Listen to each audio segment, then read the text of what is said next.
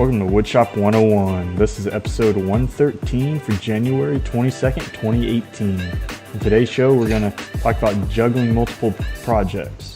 I'm Jeremy Crawford of the Countryside Workshop, and I'm joined, as always, by my co-host Sam Wooddell of Samurai Designs and Drew Short of Rock-n H Woodshop. And we are joined tonight by our guest host, Ashley Nielsen of Build Like a Chick. What's going on?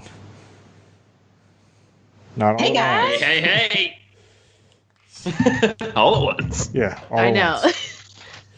So, I'm so excited. This is gonna be fun. it's always fun. We always bring a lot of laughs. Yes. So, Ashley, It's because I'm here. you want to go ahead and tell our listeners a little bit about you for those of them that don't really know you? Sure. I don't know what you really want to know, but I am a stay-at-home mom, full-time woodworker when they're at school. So I got twin boys. They're 9. And yeah, I've been woodworking for about 4 years now.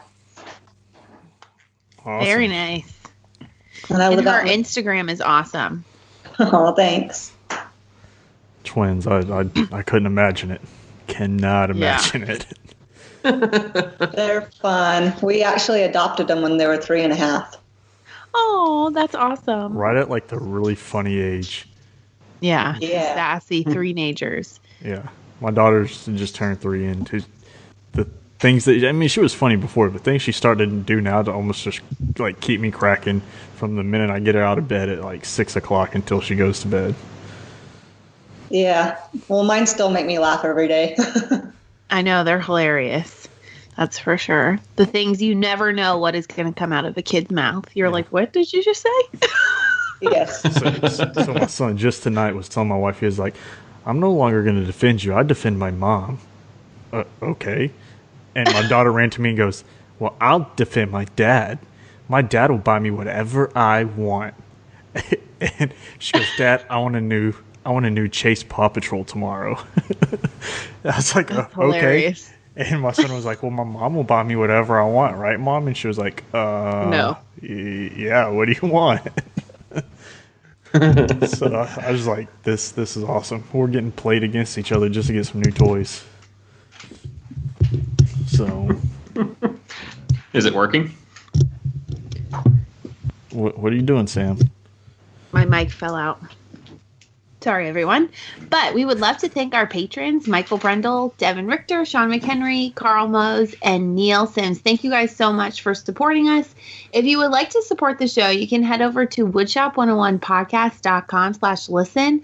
Find the show notes for today's episode, and there will be links for small one-time donations and reoccurring donations.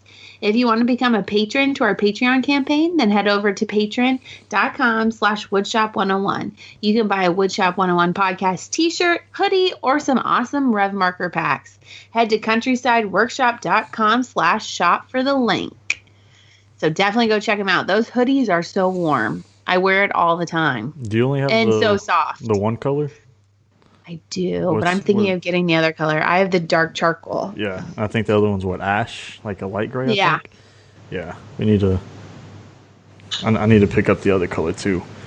I know, they're really awesome. We also need to probably add some more stuff. Like I don't know. I feel like we need to add something else to the shop. My son keeps asking me for a shirt, so I've been toying around with like kid shirts, but I don't know how well that would do. That would be fun. Definitely. So, all right. Well, what's going on in y'all's shop? Drew, you want to go first? Yeah, can you guys hear me okay? Yeah. Yep. Okay, I'm just having a lot of technical difficulties, so I apologize in advance. But I bought the Murphy bed supplies. They are sitting in my shop right now waiting to get started this weekend. So construction begins Saturday, and then I also have 3 client visits that I'm going to be doing Saturday as well for a couple of other projects, like a couple of benches that are going to go around some windows in a breakfast nook and just like a living room cove, this little cove blank space that they want something that has a sitting bench in it. So got a couple of those to do this weekend aside from that. That's pretty much it, though, right now. I saw all your supplies that you had on your cart. It was awesome on your Instagram. Yeah, April saw those sitting there, and she said, huh, so all of this is going to magically turn into a Murphy bed. It's like, yep. Yep, Magic. I know. Abracadabra, it's a Murphy bed, just like that. It's that Yeah. A little nose wiggle, and it's done. I know. easy. I feel like that's how clients think it's done. Nose wiggle. Definitely. I wish it was that easy. I know, same. I would have so much stuff done. So, what about you, Sam? What do you got going on? So we are just finishing up that awesome big blue console. So if everyone watches me on Instagram, they have seen it from start to finish. And we started using a new paint. We've always used M-Tech by Target Coatings. It can be sprayed. I'm not going to try and say it's a water-based acrylic pigmented lacquer. And it's great. I love it. You can spray it and you can brush it. But we tried Benjamin more advanced to just try out a different product and see what else was out there, which is going to be my product recommendation. And I'm super happy with it. So we just got the last coat on today.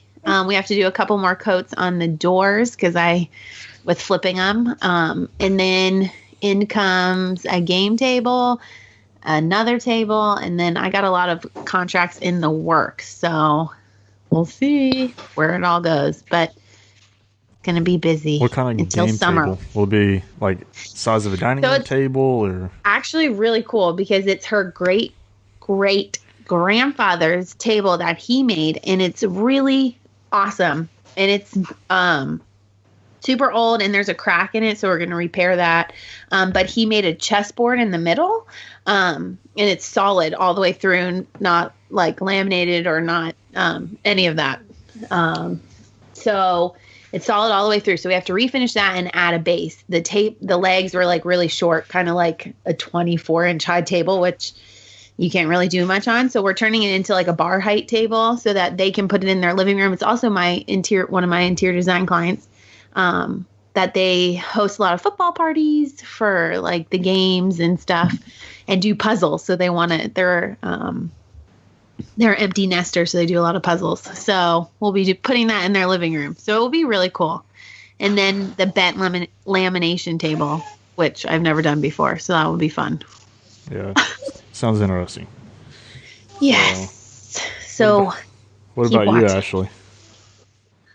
I just finished up my first ever round table, which I was pretty excited to do. I've been wanting to do one forever, but never had a client that actually wanted one. So that was fun.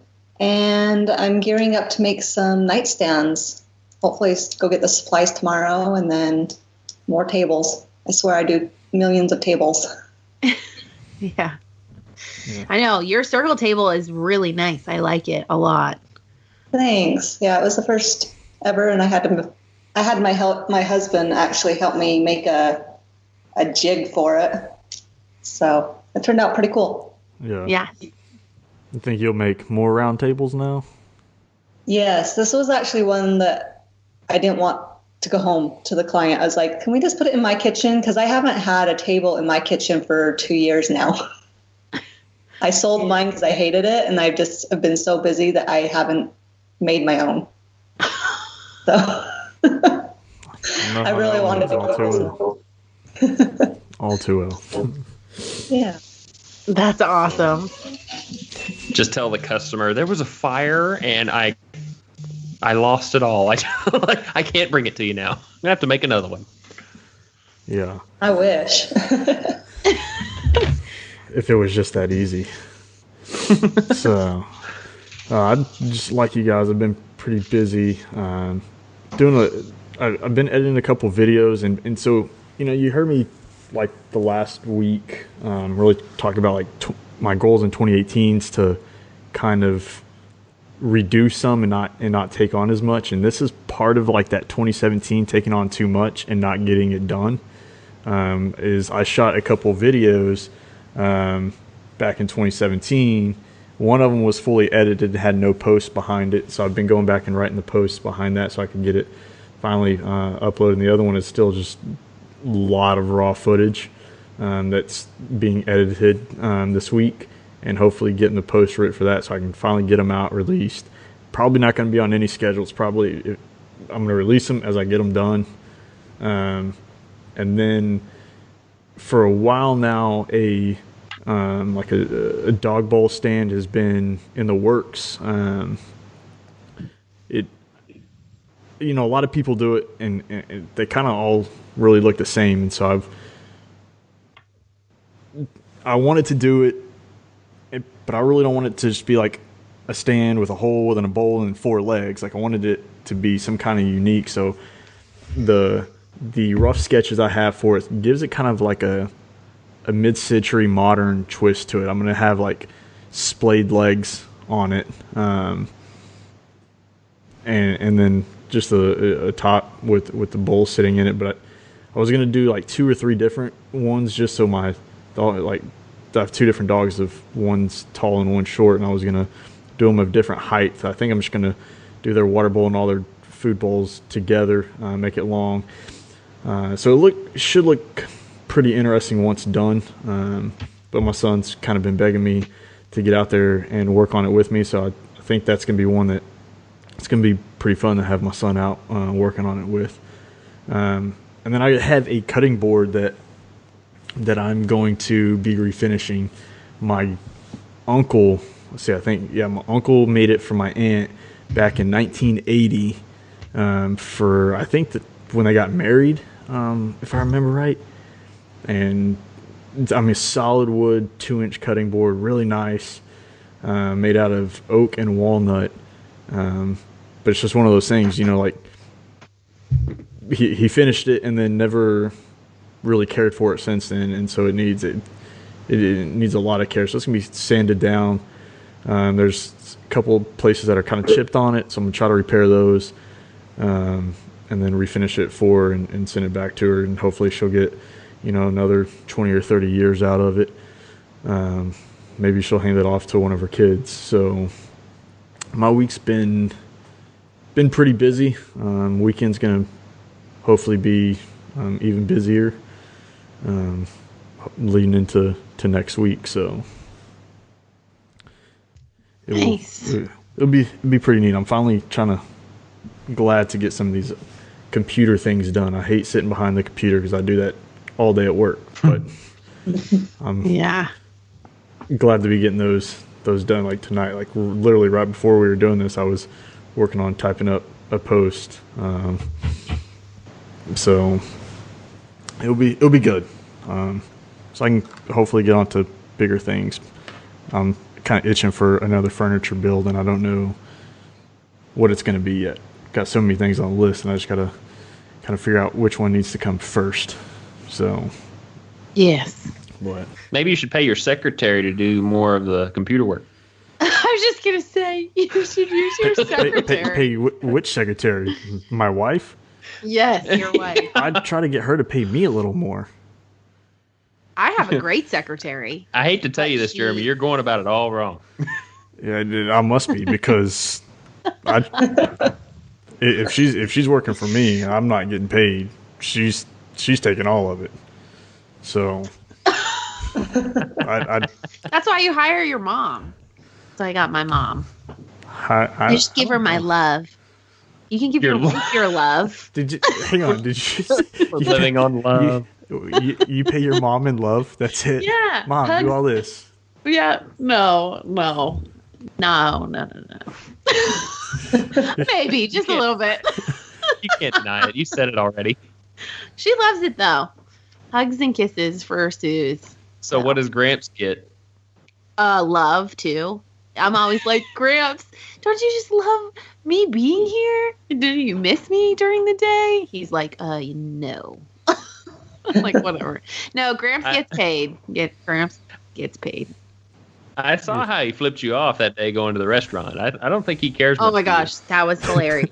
My grandpa is so funny. I hope everyone gets to meet him one day because he's hilarious. And he likes to joke, and then when something pisses him off, he likes to say some funny things. I'm pretty excited to meet him in a couple weeks. He's pretty funny. I'm excited. In fact, I'm probably excited more excited to meet him in real life. Well, he's not coming to Workbench. Are you serious? Yeah. I thought you said y'all got him convinced to come. No, we thought we had him convinced, but he has something else. So he said next year. Next year. So just me and Suze. You just got me and my mom. Ashley, are you going to Workbench? I'm not. I wish I was. I know. That's my response too. Well, Yeah. you know, Rockler is having a giveaway ticket. I know. I tried to enter already. I'm like, please. Drew. Drew, did you enter? No. Why? I couldn't go. Even if I want him, I couldn't go because my job is still going on then. I know. My mom was like, because Drew's last day is February 23rd, right? And I'm like, yeah. He was like, well, you should tell him to do the Rockler thing.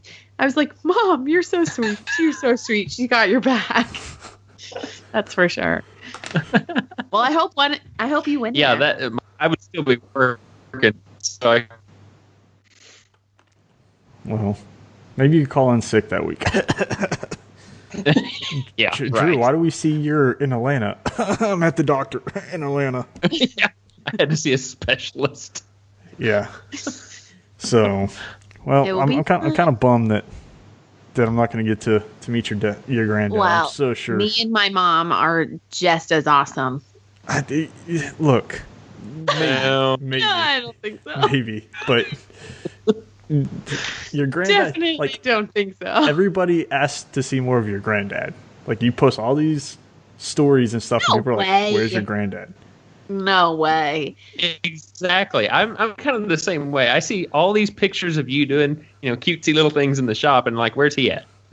I know. Well, he helps in the shop, but it's funny because a lot of people are like, you don't do any of the work. I'm like, yeah, you know what?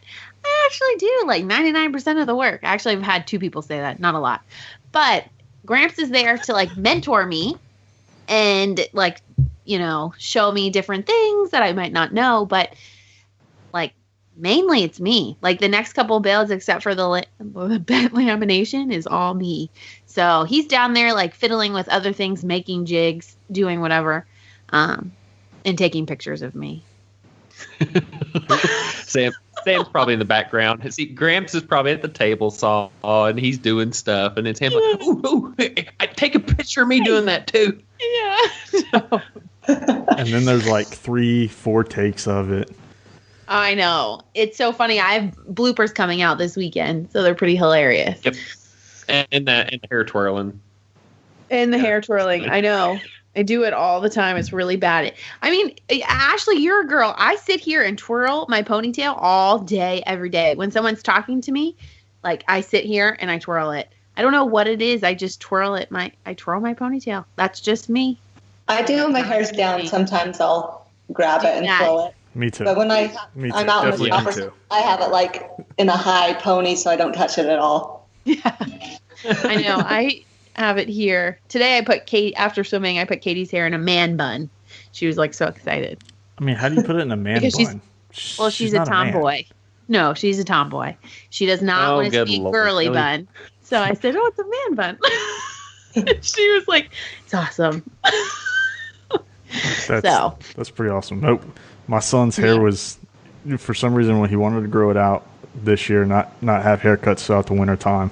And so, like, his hair grows so fast. Like, I'm talking, it probably has grown 6 inches since September. And so the other day, we were like, all right, we'll just take you. We're going to get a trim. Just at least make it look somewhat presentable instead of just like this mop on top of your head. And we took him, and we're like, just a trim. The lady just kept cutting and cutting and cutting and cutting. Like, I'm talking about like 2 or 3 inches is coming off his hair. And we were just like, oh my goodness. And he gets it and he's like, this is a trim, Dad? No, that's not a trim. She cut it. And he's like, you told me she wasn't going to cut my hair. I was like, my bad, dude. Sorry. Not my fault. She kept cutting. His mom wanted to give him a man bun so bad, and every time she would say, I'm gonna put your hair in a man bun, he's like, no, like, no. Well, she's a girl, so I'm like, you know what? I'm gonna roll this any way I can because she only wants a braid. She will not have a braid. So I'm like, you want a man bun? It looks so cute because her hair is so long. So let's roll with it. She was like, yeah, I got a man bun. Like, sweet. Yeah. I got her to change her hairstyle. I threaten to shave my son's head all the time. Like, dude, look, this is so easy. Like, it's free. Free 99. And I take you in the bathroom. We'll come out. You'll be good. And, no, Dad, I still have hair. I said, well, I still have hair, too. Just not a lot of it. That's beside the point. Yeah. Like, how old are your sons, Ashley? They're 9. And they love to get their hair cut. We take them down to the barber shop. That's so fun. They give them, like, the hot towel treatment when they're getting their hair cut. So they think it's so cool. They think they're... That's awesome. Do they get, like, the straight razor treatment? No, just they just put a hot towel on after they cut their hair to, like, get all the extra hair or whatever off. So they just think they're grown up because it's what their dad gets, too. Yeah. So and they do that little massage at the end with the hot towel. Because I always, my dad would get it like the hot towel and then they would like massage your neck. And then I'd be like, oh, that looks nice. Like, we don't get that when we get our hair done. I mean, I guess they wash our hair. Yeah. I don't know. Kind of get it. My hairdresser is really nice. Oh, I need to come to your hairdresser then. Well, and it helps that I do color because then she has to wash my hair twice at the same appointment. She has to wash it twice. So then I get 2 massages. Oh my gosh. Yeah. Where do you live again? Sam's gonna go to her hairdresser now. She's gonna be like, I need a hot towel. And I need a hot towel and I want a double hair wash. Yeah. Can you do that? Yeah, I just remember when living in New York, like I remember you'd get the hot towel, you'd get like the hot like real shaving cream, and he'd get out the straight razor and get the neck and the sideburn stuff. Man, that was the coolest treatment. And then I left and haven't really found a good barber since, especially since it's myself. So I pull out my razor and shave it, make it look good. You know. Do you double hand it too? I do. Hey, look, I already told you this morning, man. Right? So I caught myself shaving with 2 different razors, just trying to compare them from 2 different companies, and I'm going to tell you. So I got this new razor, right? I got a Harry's razor, and it cuts pretty smooth. Like it does. I really enjoyed it. But then I realized I caught myself shaving with 2 different razors at the same time, and immediately felt like a dweeb. I'm comparing razors, but it's awesome. Like a race to the finish. Well, look, I have to shave every day for it, and I hate it. My face, like, I can't wait till the weekends. Like tomorrow, I'm not going to work tomorrow, so I'm not shaving. I'm not shaving until Monday morning again, and I usually have to shave every single day, and I hate it. So to find a razor that doesn't like pull the hair out and stay sharp for more than like 2 shaves is a pretty important deal, and I like it. So I was comparing it this morning. So what was the outcome? I'm curious. I know, which one was better. Oh, definitely the Harry's razor. Yes, I will have to second that. They are pretty awesome. And well, the thing is, so I compared like 2 brand new blades, brand new blade to brand new blade, and during the shave, like the Harry's definitely felt a little bit smoother. So I really liked that. After, like, throughout the day, you couldn't really tell. But that's pretty much the most important part is, like, during the shave process. I'm not pulling out the hairs and, like, nicking myself. And then I have razor burn on my neck all throughout the day. It's pretty bad. Look, I'm going on 13 years of shaving every day. I hate it. That stinks. 7 years when I retire. Tell us how you really feel about it. 7 years when I retire, I will never shave a day in my life again. And grow a massive beard. Yes, it'll be like down here. And then I'm going to color it purple. Well, that would be awesome. You know, I ran into... Can't forget the purple and the double wash. I ran into an old motorcycle guy at the gas station, and he had a purple beard. Oh, that's pretty awesome. Really? That's pretty awesome. Yeah. It was funny. That's pretty awesome. Well, it's kind of funny that you guys have talked about this because I've been using Harry's razors for quite some time, actually over almost 2 years now, and I have not gone back. And it's kind of coincidence that we're talking about this because Harry's is now a sponsor of this particular show. And Harry's is a very confident company, and they're so confident that you're going to love their blades that they're going to give you a free trial. And all you got to do to sign up for it is to go to harrys.com/woodshop. Your trial set's going to include a weighted ergonomic handle, 5 precision engineered blades with a lubricating strip on each one, and a trimmer blade. It's going to have a rich lathering shave gel and a travel blade cover, which is going to be around a $13 value, all for free. All you got to do is just cover shipping. So go get your trial by signing up now, and go to harrys.com/woodshop to do that. And like I said, you won't regret it because I've been using them for 2 years. I love them. Yeah. And I now use them for the ladies that listen. And they're awesome. Harry's outdoes it. Like, way outdoes it. They come in cool colors, too. Like, I got a bright orange. I got bright orange, too. Yeah. Yeah, I got like a navy blue. I've never heard of them before, so I'll have to check them out. It's like a subscription service. So, like, you sign up, and, like, once a month or something, they will send you enough blades to cover you through the month. So. Oh, okay. So and it's very affordable. Like that's what I like about it is I don't have to think, oh man, I'm out of razors now. I got to go get up early tomorrow morning and go to the closest Walmart or whatever to get razors to shave for work. No, they're going to be in my mailbox at the first of the month. Sweet. So it's making things convenient. Yes. And they're awesome. Now you just anticipate your mailman coming down the road, and you're like, "Hey, I'm blowing razors." Yeah, give it to me. So, Drew. I just picture Drew like he's in his bathrobe, he's running down, he's got like sawdust in his hair, right, and he's lather on my face. Yeah, I need that razor. Yeah, bring it back. I gotta get out to my shop, but I can't do it without that smooth, baby, soft face. and purple hair. And yes, and purple hair. Purple hair.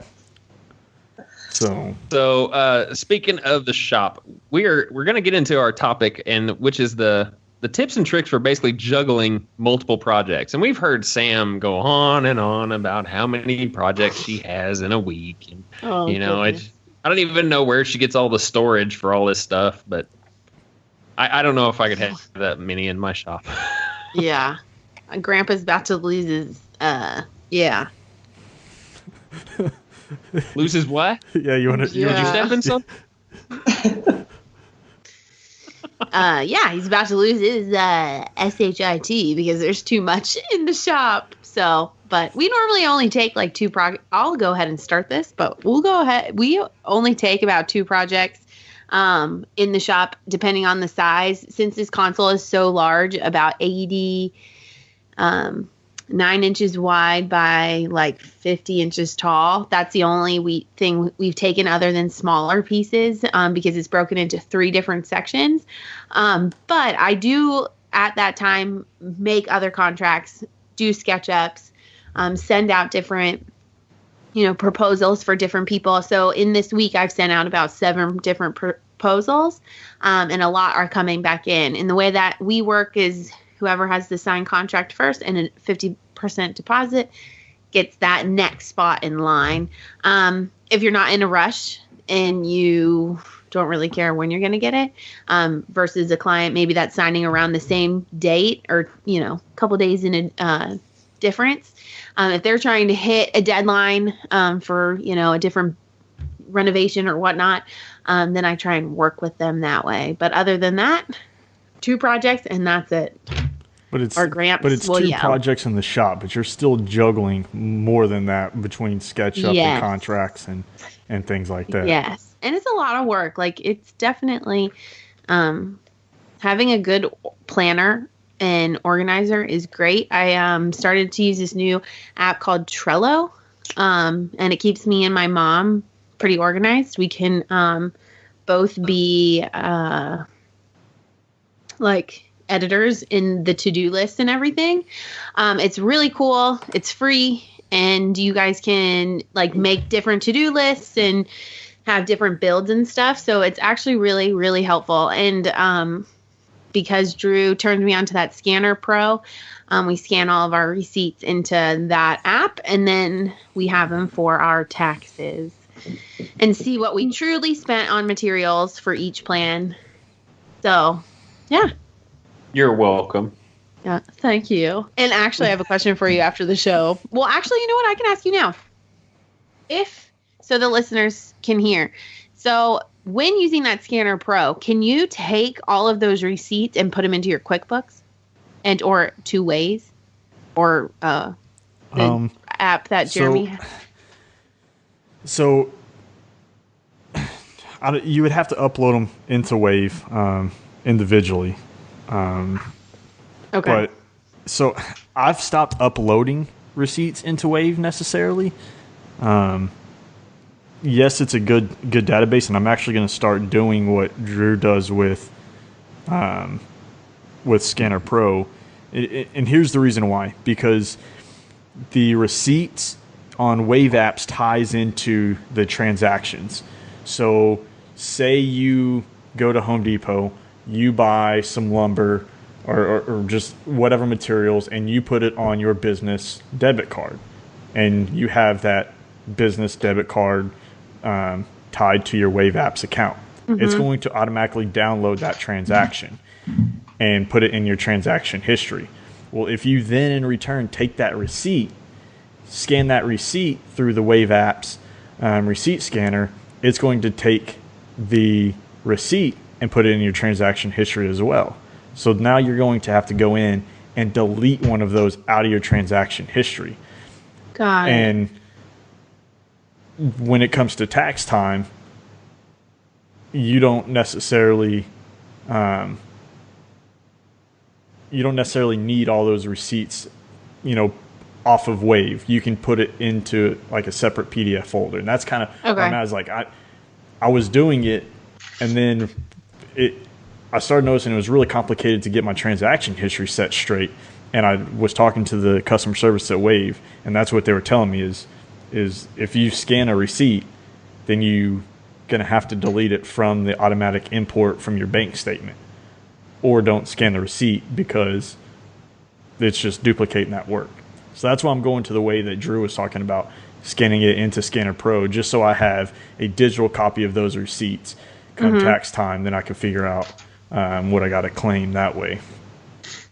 So yeah, it kind of simplifies my bookkeeping a little bit.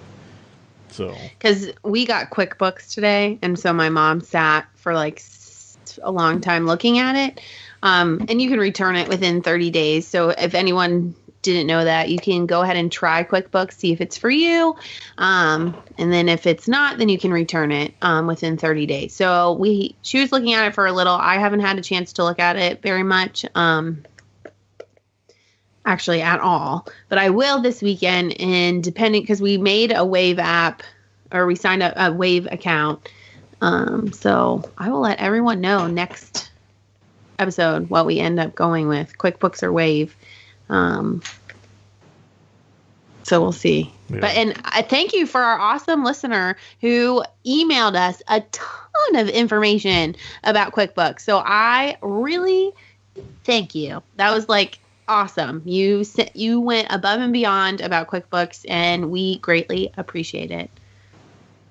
So I wanted to mention that. How are you liking the Trello for your keeping track of your projects? I really like it. It seems to be keeping us in. I mean, I just one of my Instagram friends just told me about it.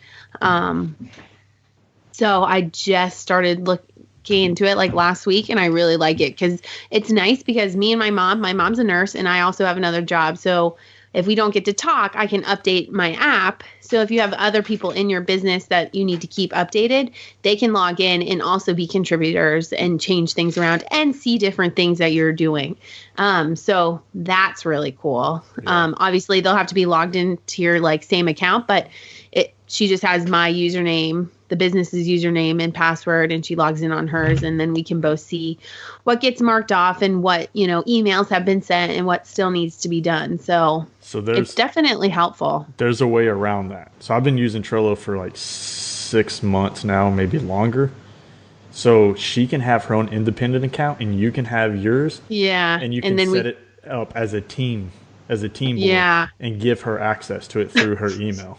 So we'll start with this because my mom's we both are pretty good, but she's new to like Apple. She's always had Windows. So we need to get her a little more adjusted. She's getting an iPad Pro for her birthday. So I got to give her like a little,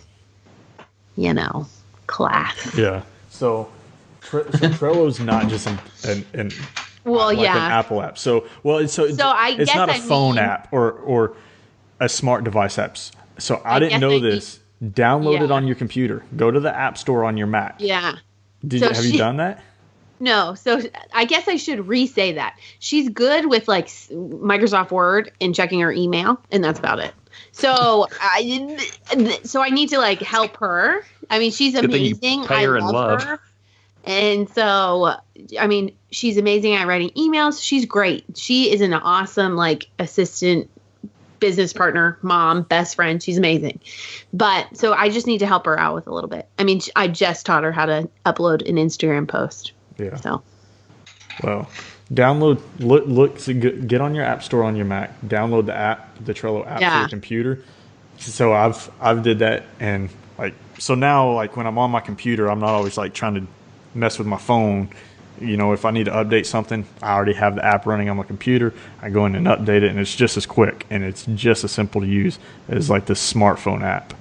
So okay, I'm gonna write that down on my phone. Write down on the phone. So what about you, Ashley? Do you usually take on multiple projects? Or are you juggling multiple projects in some form or fashion? Not really. I guess kind of. I'll only have one project going on in the shop, but then I'll be doing all the background, like SketchUp and emails and all that, and coinciding with my project going on in the shop. So kind of doing multiple things, but not multiple builds. Yeah. In the business world, just because you're not breaking ground on it and actually have it in the shop, some of that back work can get just as complicated, especially the design process and getting it to SketchUp or drafting it on paper if that's how you do it. That can get just as complicated, and you can easily get different design elements messed up because you're thinking about the current project you're working on in the shop, and you make a mess up in SketchUp, and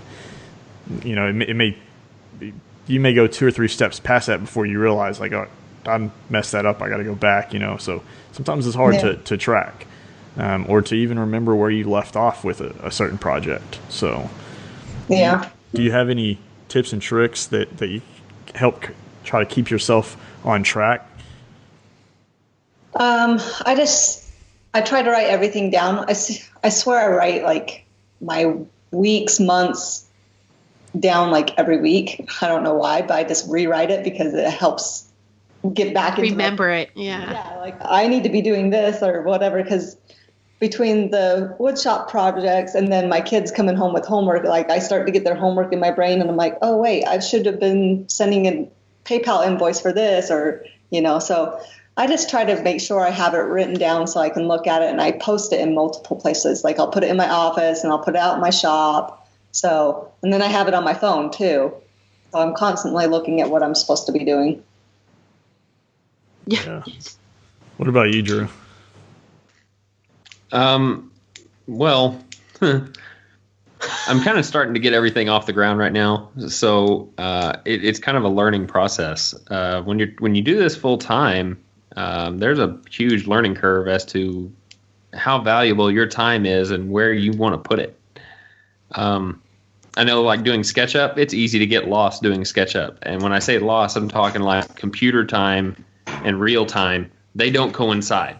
You think that you've just been working a short time, and then you look at the clock and it's been 3 hours, and you're like, what the crap? Where did my morning go? I will have to say that if you do this full time, or if you are trying to do it full time, I guess separating your time out, like I am going to dedicate 2 hours on the computer, you need to set yourself an alarm. Once that alarm goes off, you need to quit. Because if you have your days blocked out as to what you're going to be doing, you need to keep to it. And that's something I am trying to learn right now. Because SketchUp is easy to get lost in. Yes, it is. And you're like, oh, that's going to be easy. I've built a million tables on SketchUp. So, but this one's different and it has different elements and it's going to take longer. So I definitely agree. Like 2 hours is great. And at night, sometimes I'm sitting in bed. I also work on my SketchUp. Because that gives me time, like it's the end of the day. I can just go on and relook at everything. But definitely if you're trying to go full time, which Drew, I'm so excited for you going full time.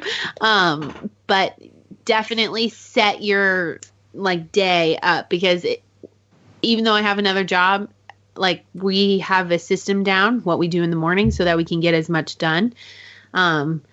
But the days where I don't have to go to that job, guess what? I go off schedule and I'm like, oh, whatever. Let's just go to Home Depot. And then I browse around Home Depot and like, oh, I need sandpaper. Oh, I need this. I need that. And then that turns into 2 hours and then I just lost my day off. So definitely,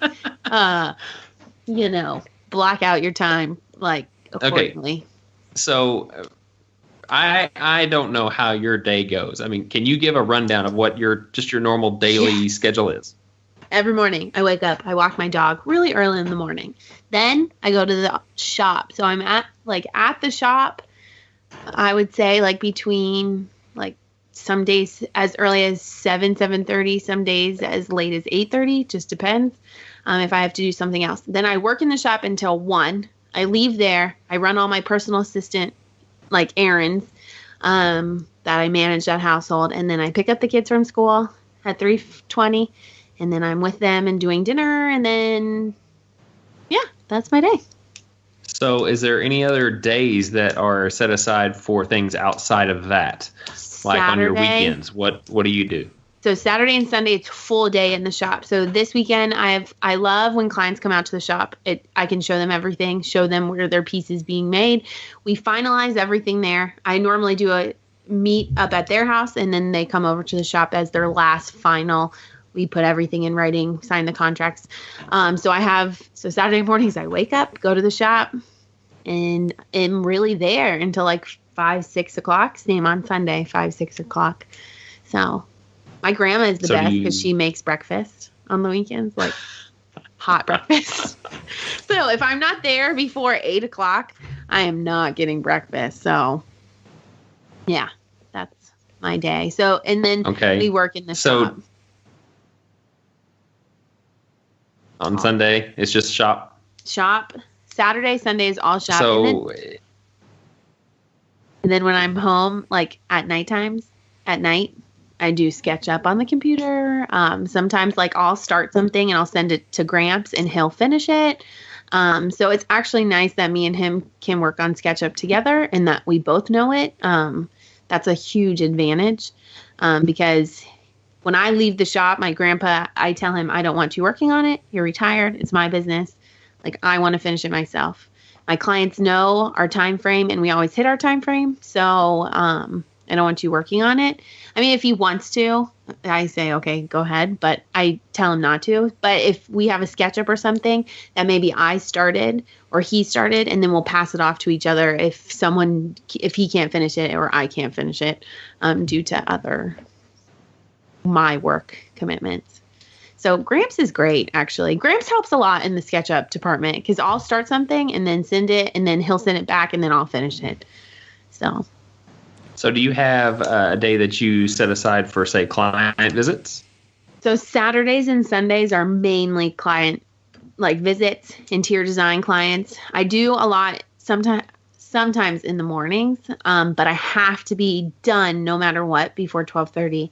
And a lot of my clients work, so unfortunately the weekdays don't work. So really Saturdays, like this Saturday, I have a client coming at 11. So they'll probably be there for an hour, I'm guessing, to finalize everything.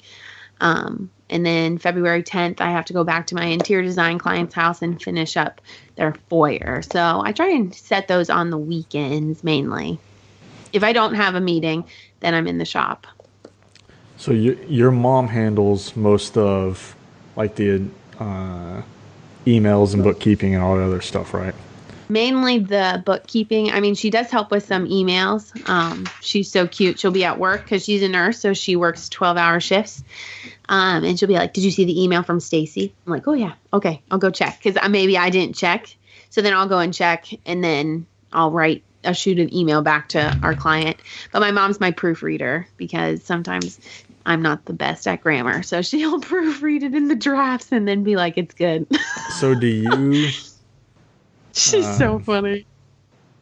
Do you have scheduled like email time or do you stop throughout your day to send an email? I normally, when the kids are doing homework and stuff, I can kind of shoot out an email.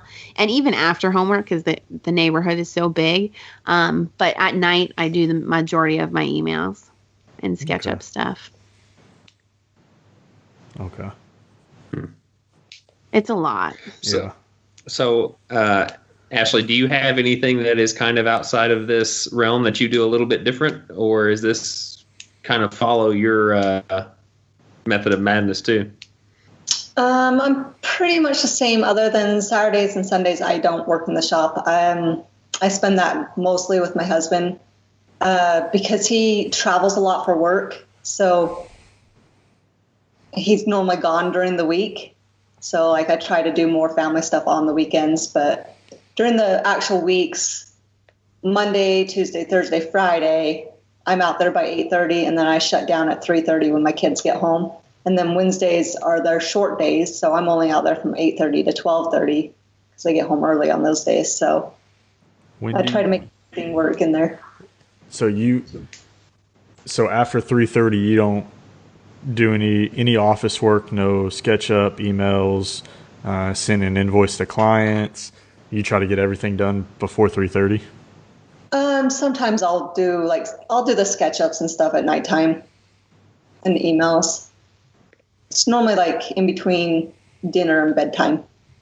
Mm-hmm. I'll try to hop in the office and get some stuff done, but most of the time I try to get it done during the day so I don't have to think about it at nighttime. Mm-hmm. Yeah. I mean, there are some days that I do go back out in the shop when I'm trying to meet deadlines, but most of the time I'm not. I just come in and do other housework and all that good stuff. Mm-hmm. Yeah. I know it's a lot.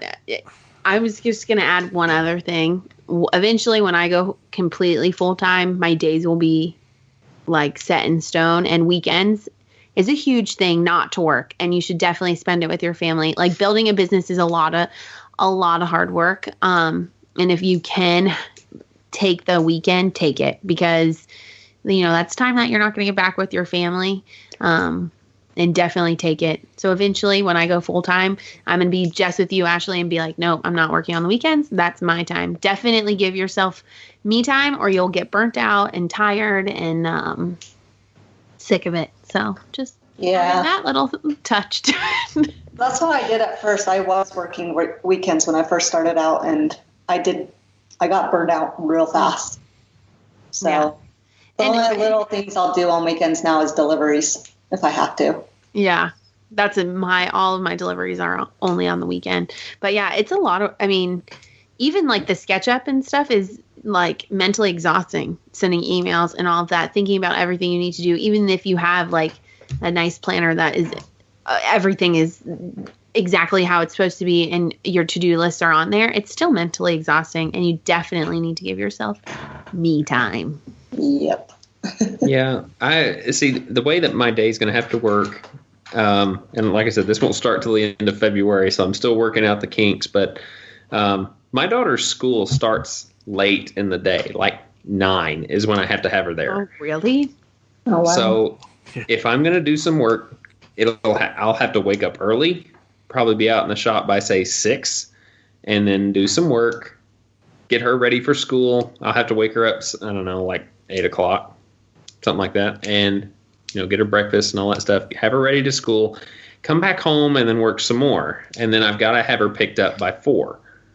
After that, trying to do anything in the shop is pretty much moot. I'm not going to be able to get out there at all. So in the evenings, that's probably when I'm going to do all of my email catch-up work, SketchUp, whatever it is, correspondence to clients.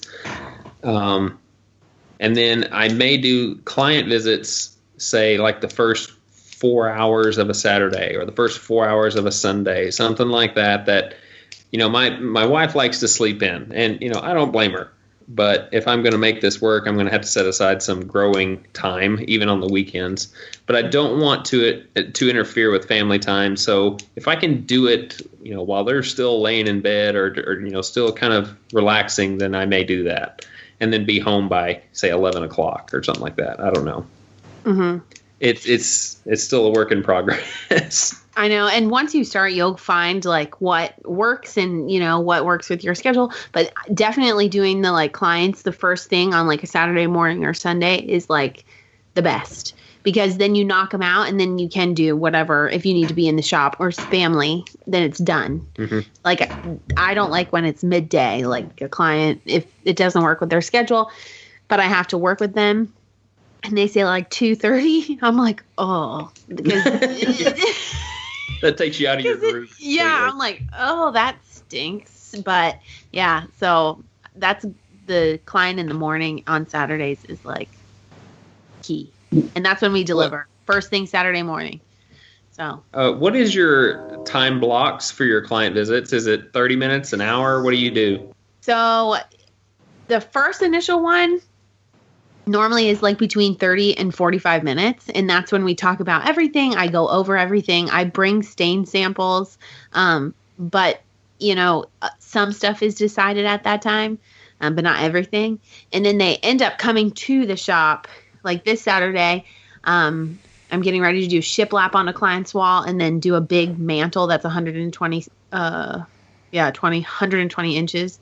And so they're coming out to like finalize everything and then pick the final color. And we're doing an oak mantle, but leaving it rough. So they have to pick and try the stains out. So, and actually all of my clients that have come to the shop love it, because they're like, oh, it's so cool. We can see where the piece is being made and see like you and your element. And I feel like it gives them, not that they didn't have confidence in your work prior to that, but now they really see where you do your work and how it's set up and all that. So okay, so here's something to expand on that. If you don't have to make a house call to a client's house to actually see where something is going that you're going to be making, would you rather them come to the shop versus you going to their home first? Oh, that's a hard question, because I actually like going to see the space, because first off, I will never build something if I never measured prior to that. Even if it's a contractor, they are good at their jobs, but I will never build something that is going to fit tightly in a space. Like, that is my worst nightmare, that I'm going to build it and I work my butt off on it and then I push it into the space and it doesn't fit. So I always like to go and measure. So the first meeting, I always like to go to their house. It's a little more professional. And then the second meeting, once they've signed the contract and everything's like in the works, then it's a little more laid back. And I can be in my flannel shirt and my boots, and like they can come in and we can go over everything. So maybe a little bit off point on here, and just because I know this is something that I've ran into, especially with clients coming to the shop, especially in Texas when they were constantly coming to the shop. And one thing the tough conversation I had to have and had to figure out was the business side behind having a client come to your shop and the legalities behind it. Do you currently have the insurance behind or a waiver process behind when a client comes to your shop? So the only spot they go in my shop is the finishing station. Nothing is running. So, I mean, I don't, but nothing is running. I'm not cutting anything. I'm not letting them use any of the tools. All they're physically doing is coming into the space, seeing it, walking into on one side of our shop has absolutely no tools. I mean, that is a good point, but it's just the finishing side of the shop. And that's really where we stand and talk over this big table, and we go over everything. I have the plans laid out, stain colors, the ones that they liked at the first initial meeting, and then we continue and go from there, and then we go upstairs. So it's not like, I guess to answer that question, I'm not running any heavy machinery, and I'm not doing any cutting or anything like that while they're there. The only thing is looking at stain samples and plans. Yeah. And they're not there that long because we normally have it finalized. But the first initial meeting is the longest, and then the second probably goes 20 minutes. But my grandma likes to say hi because you have to walk in through my grandparents upstairs, and everyone says hi, and then we go downstairs, and then eventually we come back up. So when coming to the shop, you meet the whole family. So, and thankfully I have had no issues with that. Yeah. And that's really how I ran it in Texas. Was I tried to keep them close to the door. I'd let them see the project. I'd make sure there was, I try to take as much hazard out of it as possible, which I know you can't necessarily eliminate. But coming here, and when I set up the business here, the legality, and it just shows you different states and different areas are way different. Even I had to have the insurance coverage here. I have to have release from zoning covered here because my shop's in a residential district. It's not in a business district. So the city's concerned with the traffic on the street, and even one extra car, they consider that excess traffic, and the legality of having a client come to the house here and to the shop, and even just to sit here in the office and talk business here in my office is like pulling teeth with my area. So that stinks. Yeah, it is. And I'm not saying that it doesn't happen, but I'm not. if you get my drift in secret. There. Yeah. But sounds like you're doing something naughty that you have to sneak your poor clients. All right, come in. Don't let anyone see you. You just see Jeremy out there go, come on. Yeah. Yeah, quick. Yeah, you actually, hey, if anybody asks, you're my first cousin, all right? Yeah. No, so and I will clarify, when my clients come, their project is actually not being started. Once their project is started, they only get pictures. So it's the final, we set everything from SketchUp in place. So I just wanted to put that in there. Yeah. I didn't know if I said that. No. So I know. Sorry. I left out that important detail. What about you, Ashley? Do you ever have clients come to the shop? Only to pick up. Other than that, they don't come to my shop at all. Stain samples, I wish they'd come look at them, but I live 45 minutes from the city, so a lot of clients won't drive out here. So I have to send them pictures of everything. Yeah. So. And that's a risk right there too, because the camera just doesn't do the color of your projects justice at all. So picking a stain color is very difficult for a client to do. It is. I have to take it in multiple lightings, different places. I'll take it outside, I'll take it inside, and then I'll take it in my shop. And then what you do is you take it to Home Depot where the lighting section is at, when they have those different bulbs, and just stick your stain in there and take a picture. That's what that's a good idea. See, and I tell a lot of my clients too, go to Home Depot. I'm go there and look at their stain colors, and half the time they're like, no, I'll just trust you. I'm all right. But I have that on my contract. Once I stain it the color you choose, if you want me to change it, it's going to cost you. Yeah, definitely. And that's funny because I had a client that lived far away, and I was like, I'm not driving out there again. They're not coming here. So I stained a board and cut it super paper thin and popped it in an envelope and sent it in the mail. And be like, there's your stain color that you really liked, so make sure you tell me if you like it. And sure enough, I like only had to put a stamp on it. Like it was like this wide and like this tall, and it was like paper thin. And I shipped it. It was awesome. Good idea. Here's my question, Sam. If you don't always know what kind of material you're going to be using when you take stain samples.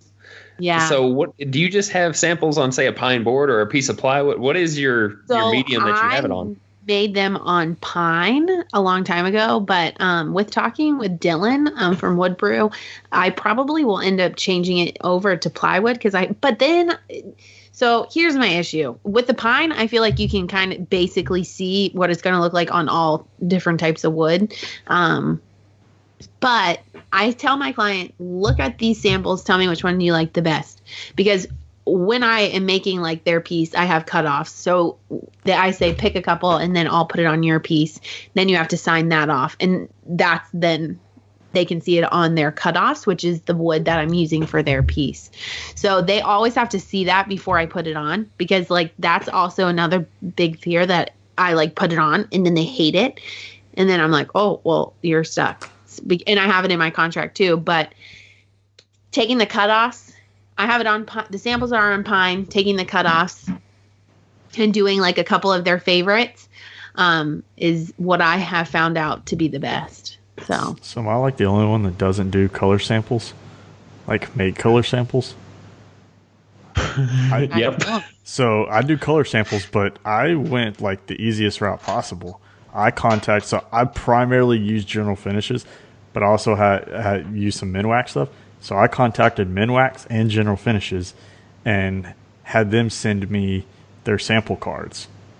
So I have Minwax, I have a little flip book of all their little samples. And then General Finishes, they send me like actually two, they send me, I think it's oak and maple,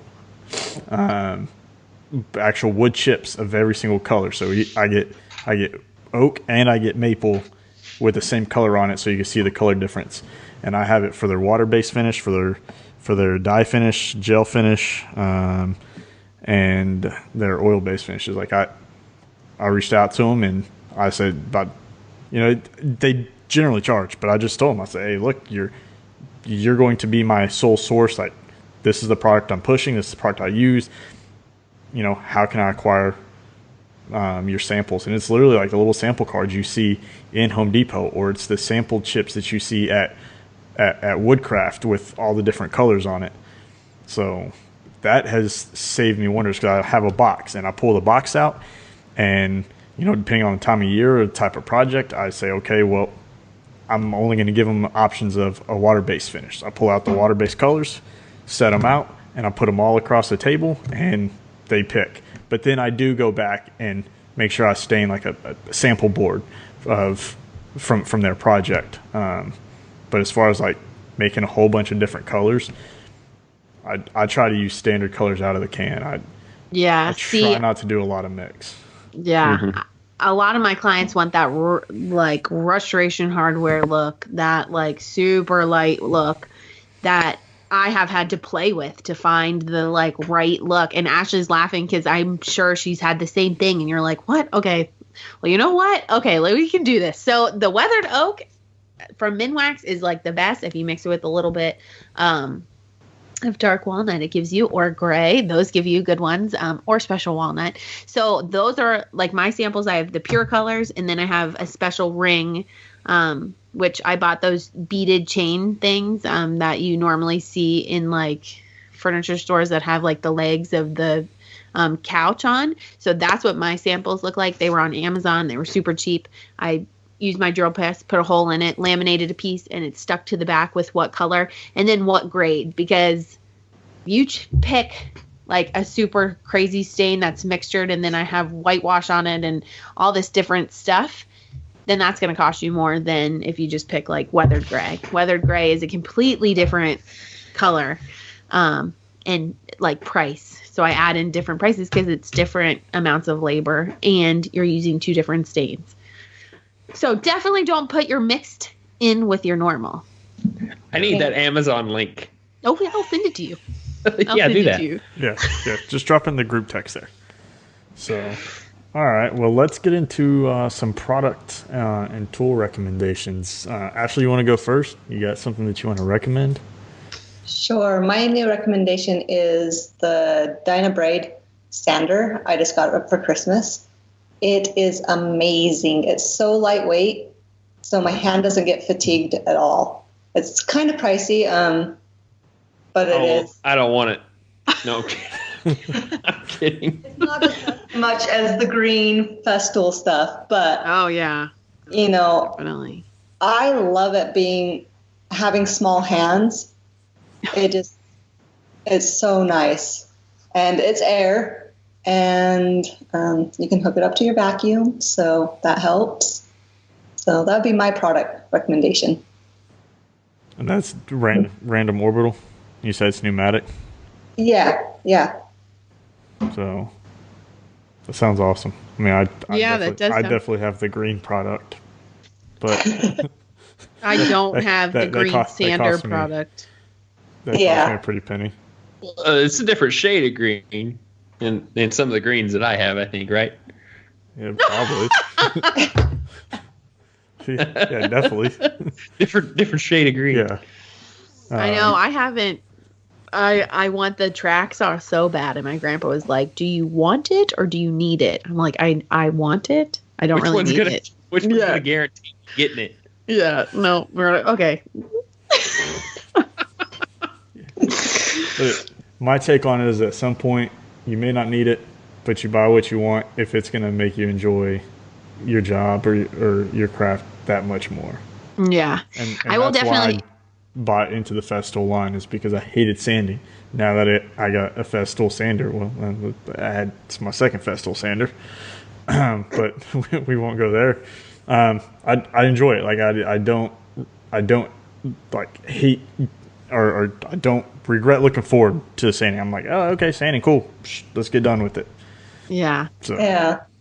I used to hate sanding because my sander was so heavy, and then I went back east for like a workshop and tested out some of these sanders that Michael had, and this one was just amazing for me. So I really like it. I'll look that up because I have small hands, and I'm glad that we didn't get the XL domino because I picked one up at the store the other day, and I was like, thank goodness, because I could not hold it. I wouldn't have been able to do any of my own dominoes. It was like huge. So I'm gonna have to look into that. All right, I wrote it down. And we got it off Amazon, so it is on Amazon if you want to order it from there. Is it? Does yours look like one of these? Yep. Which one is it? The green one? Yeah, it looks like the first one. It's similar to that first one. Okay. I'll pull it up and you can see it. Awesome. All right. Nice. Sam, what do you want to recommend? I am Clearly going nothing to because it's not in the recommend. show notes. Oh, yeah. Perfect. Look at her. She's holding her phone up. Like, what is that? That looks just like it. Okay.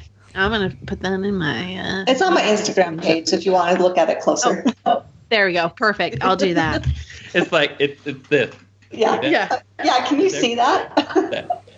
Sorry, I'm like way far away from my camera. Good grief, Sam. That was... I'm going to recommend the Benjamin Moore Advanced Paint. It can be sprayed. I had it recommended by a couple of contractors. My uncle builds custom homes, and then my contractor that I send out on my interior design jobs. It's great. I mean, I've always used MTech, which is mail order by Target Coatings, and I really love that.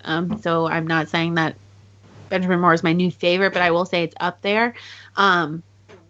It's cheaper. You can get it at any Benjamin Moore store. The Target Coatings, you have to send mail order, and then it is expensive for shipping. But, you know, for the Benjamin Moore Advanced, giving it cabinet like grade finish, it definitely gives a cabinet grade finish. It's really, really nice. The only downfall is that it's 16 hours in between each coat. And I have talked to a couple of my friends on Instagram, and they recommended a couple other ones that I try, because MTech only takes about 30 minutes to dry, to recoat.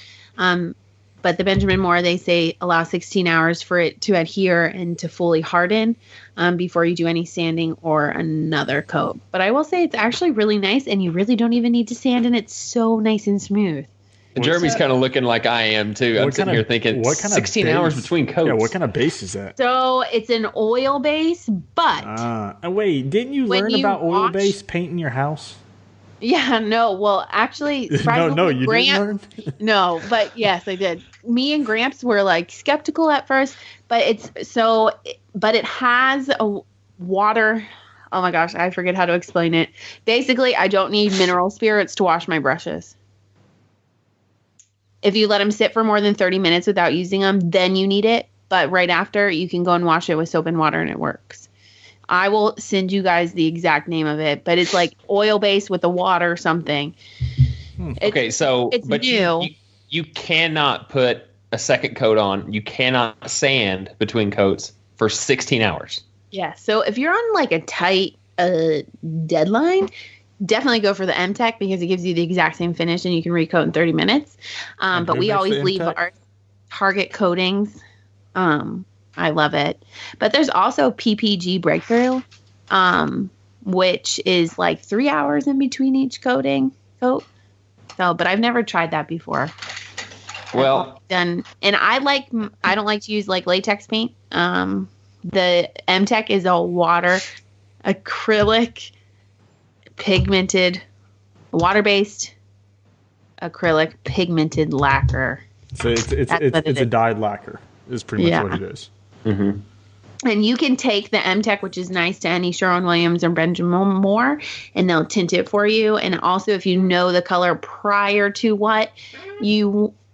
prior to like ordering it, you can tell them and they can tint it for you to any Sherwin-Williams or Benjamin Moore color. Where do you get the M-Tech at? You have to go to targetcoatings.com. So you can only get it online. Yeah, that's the only thing. It's like $20 for shipping. But great. I mean, it's definitely worth it. And you can spray it. We have the Apollo sprayer, and it works great with it. I might have to try that out. Yeah. All right, Drew, what about you? Well, the product I'm going to recommend is an app. It's actually the app I'm using right now. Because like I said, I'm still trying to learn my business a little bit more, and I want to think a little bit more efficient ways and not have a paper trail so much. So I downloaded this app that acts like a spiral notebook for me. I can save folders, and it's just basically a piece of paper on my iPad, and I can write in my own handwriting and save it as a PDF, export it, share it, stuff like that. I can do sketch drawings at a customer's house and write down measurements, things like that. So that way I don't have to carry a notepad with me and lose the paper if I ever have to take it out of the notebook, and I don't have to keep buying notebooks. But the app is called, what did I put in there? Notes Plus from the App Store. It does cost $10, but I did some research on several programs that this one had the best reviews and the best kind of uses for what I wanted. I just don't like, I like writing things down. I just don't like having a paper trail. I want everything to be in one place that I can access it. And this particular app just kind of fit the bill. And, $10, I can tax deduct that if I want to. So it's pretty cool. Yeah. I had to look it up. So, I mean, all these notes that you guys are kind of going over, I'm just kind of going as y'all are talking. So do you have to use the Pro with it, or can I use my finger? You can use your finger too. I just like the pencil just because of its response is so much cleaner than your finger. I think plus my handwriting. That's the one thing that I wish they would release is make the Apple Pencil work with the phones as well. Mm-hmm. Because I got rid of my iPad and my Apple Pencil because I never really used it because I always have my phone on me. I don't carry my iPad everywhere. But the one thing I do miss is that pencil. Because of that precision, like you're saying, it's so easy to to use and stuff, especially when it comes down to like note-taking apps and things like that. So hopefully one day they'll give us Apple Pencil for our iPhones or something.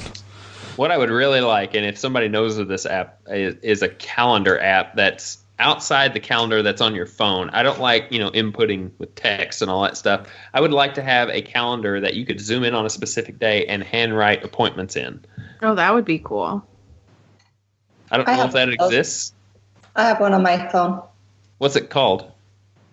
PALU. I don't know how you pronounce it, but it's a calendar where you can go in and click on the day and write with your finger. PALU? Yeah. Handwriting calendar right there. I guess, Drew, if you would have just searched handwriting calendar, you might have found it. Well, I've done that before, and I never got good results as far as reviews, people that liked it. Yeah, I like this one because you can invite people to the calendar, so you both have the app and write on the calendar, so you can both see it. It's That'd probably be good for the woodshop one. PALU. Yeah, this looks pretty nifty. I like that. See, this is why we have the show. Yeah, see. All right, well, I'm going to recommend a product called Renaissance Wax. It's similar to like Johnson Paste Wax, like a beeswax, something like that. It is the traditional use behind it is people use it for like furniture restoration and things like that. I use it the same application that you would use like your paste wax for. I put it on my table saw fixtures, like my sleds and things like that. I also put it on all the fences. I put it on my hand tools. It costs a little bit more. I think it's somewhere around $15 to $20 for like a little metal tin, but the little metal tin lasts forever. I bought 2 tins probably 5 years ago, and I've only used probably a 1/4 inch of one of the tins, and it's like a micro crystal wax, so it's a white wax, and it's kind of soft, but it goes on really nice, and it protects your cast iron surfaces really well, and it will. It's super slick. I like it better than like your regular paste wax. To me, that's what I was going to ask you.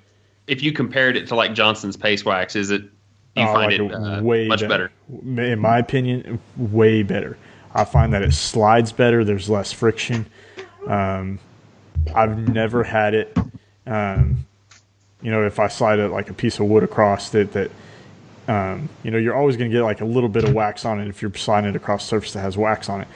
But I've never had problems with finishing when I've had a little bit of Renaissance wax on it. It sands off really easy, and like I said, I only use Renaissance wax from now on. Like I don't buy Johnson's Paste Wax, so I definitely pick up a 10 and give it a shot. Like I said, it's going to last for a long time. Crap, I just bought a Johnson's Paste Wax. I was just going to say, we still have, ours is like so full. What? Our Johnson's Paste Wax. I think my grandpa has had it for like years. I like it on jigs. I think it's really easy to apply on jigs, but I've never tried Renaissance. So I use mine on jigs, man. I love it. Love it. I use it after I do my cast iron surface cleaning up. I'll put it on it. And here's something people don't think about doing is putting paste wax on the bottom of your router. Yes, we do it all the time. Yeah, it's the cheaper little palm than that. router. It's cheaper than like that glide coat or like that spray on glide coat. Like that thing's like $18 or something, or $20 for the can. Yeah. My little palm router that I have is just a plastic base and it's see-through.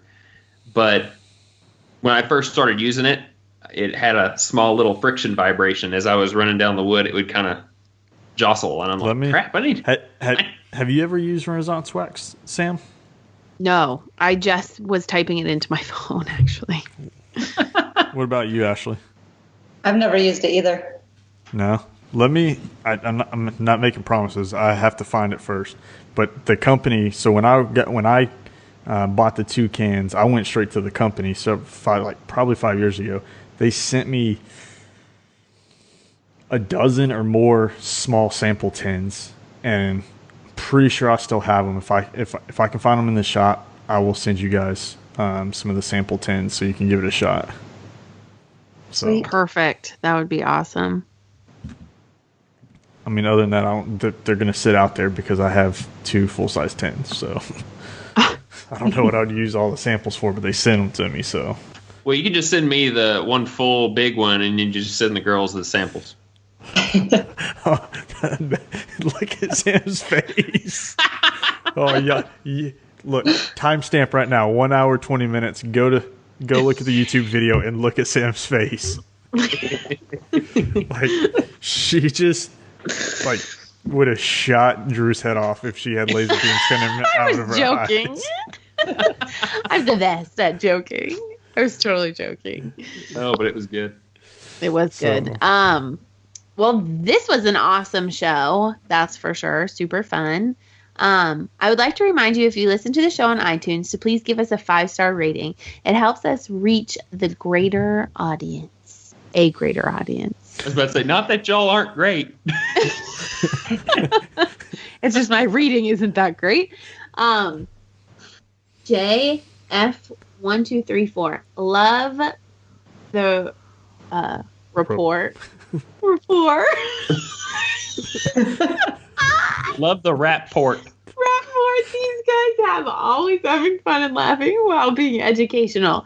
Need to bring Gramps back on to more episodes. I told you everybody wants more Gramps.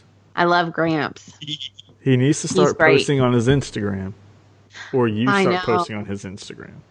I know. We need to do that. That's for sure. So. All right.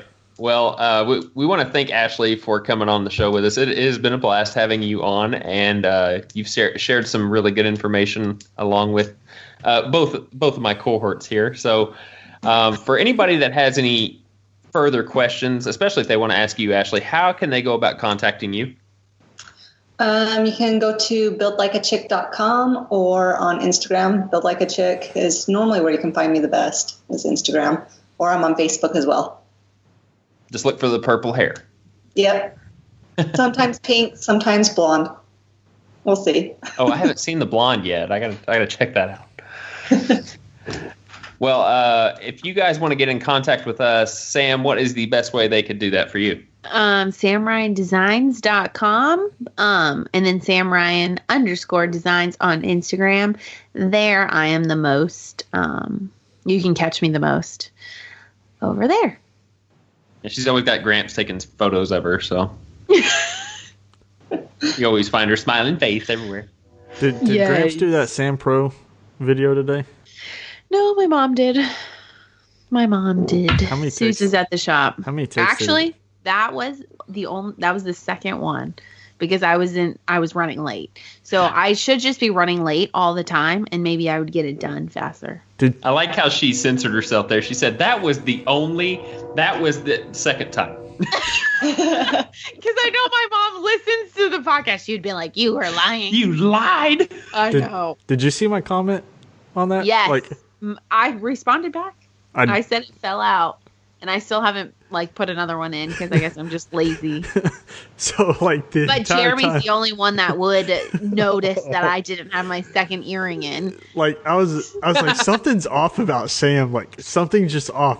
And so I watched 3 or 4 times. I was like, she's only got one earring in.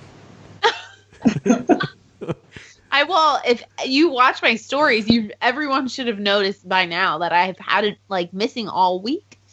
I don't know, just fell out somewhere in Northern Virginia. Who knows? So, Jeremy, how can people get in contact with you, dude? You can find me on my website, countrysideworkshop.com, or Facebook. If you want to get a hold of me fairly quickly, DM me on Instagram, or just go over there, follow me, comment on some of the goofy stuff I post. So How about Twitter? Can they reach you on Twitter? Sure. Yeah. Jeremy has an aversion to Twitter. Maybe once a year I'll reply to you. Yeah.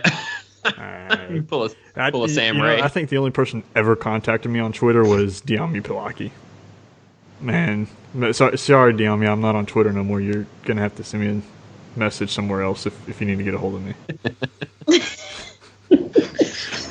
Well, if you guys want to get in contact with me, you can reach me at rhwoodshop.com. Contact information is there. I'm also pretty active on Instagram and Facebook.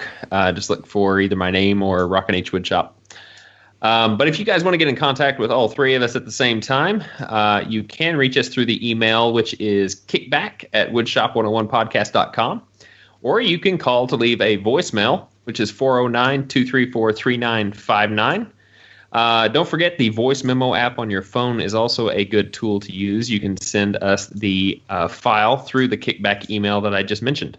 And we can play all those on air. We'd love to hear from you guys. Any questions that you have, you want to give some comments about prior shows, guests that we've had, whatever. I'm sure Ashley would appreciate it. So Yeah. be sure and get busy on that. We would love to hear from you guys. So basically that's it. So Ashley, thanks for joining us. It was a pleasure having you. Thank you so much for asking me and hosting me. You're welcome. We're going to see you on the next one, though, right? Yeah, I'd love to come back. She's like, no. Hang up right after this. You guys are too weird. No, that's great. I was really nervous at first, but it was totally fine. It was cool. Just a conversation. That's it. Yep. So from Jeremy, Sam, Ashley, and myself, we want to wish you guys well. Please be safe in your shops, and we will talk to you on the next podcast episode. So 1, 2, 3. Boom! Boom!